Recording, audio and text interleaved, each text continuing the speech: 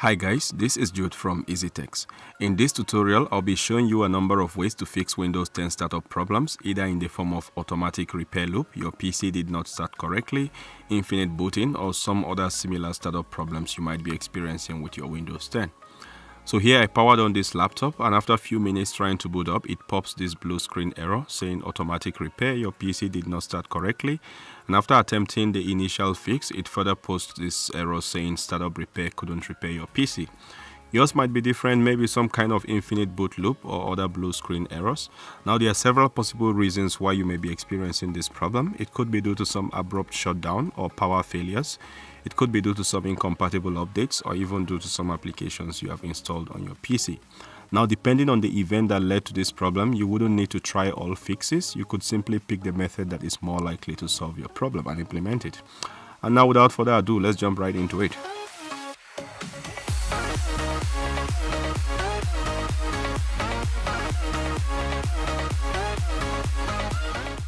Okay, so the first thing to try, especially if this is the first time you are seeing a blue screen error like this with a restart option, would be to try the restart option and see if it will boot you back into Windows.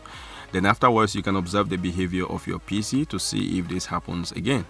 Like I mentioned earlier, this could be due to power failure or abrupt shutdown of the PC. It could also happen when you attach some new hardware like external hard drive or USB devices to your PC, and for some reason such devices are not fully compatible with your PC or just pops a blue screen and shuts down. I've seen that happen with USB sticks and external hard drives. In such cases, there wouldn't be any need to panic or change any settings. Simply use this restart option to try to boot your PC back to Windows. But if that fails, or if you keep getting such errors over and over again, then you can proceed with the other suggestions in the video.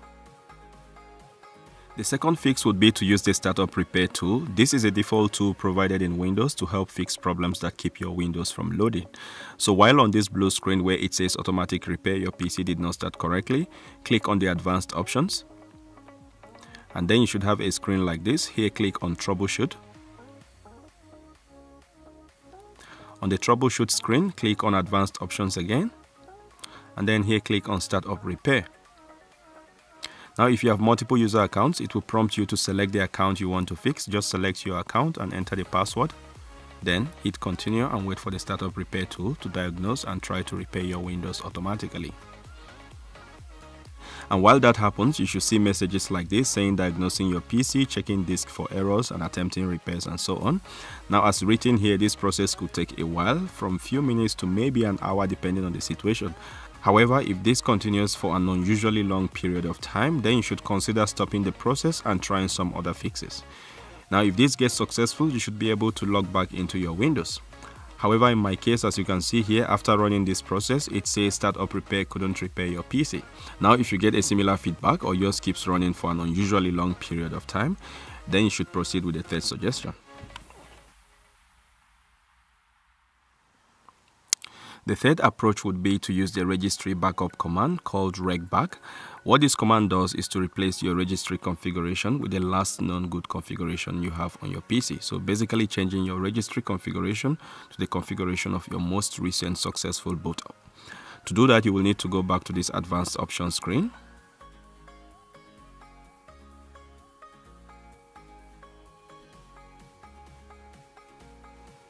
And on this page, click on the command prompt option. Now it should open up this command prompt terminal. Here, type in the letter of the disk drive where you installed your operating system. Usually it's the C drive. In some cases, it could be a different drive like D if you have configured it so.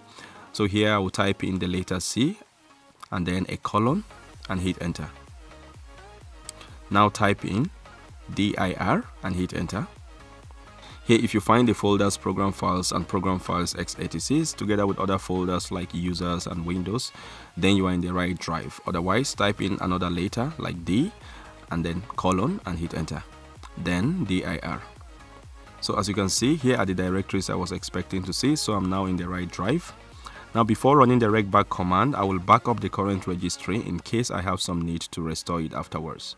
For that, I will type in the command cd space /Windows /System32 /config and hit enter. Then type md space, backup as shown on the screen, and hit enter. Now type copy space asterisk dot asterisk space backup and hit enter. Then wait a bit for the files to be copied. After that, type in cd space regback and hit enter. Then type dir once again and hit enter.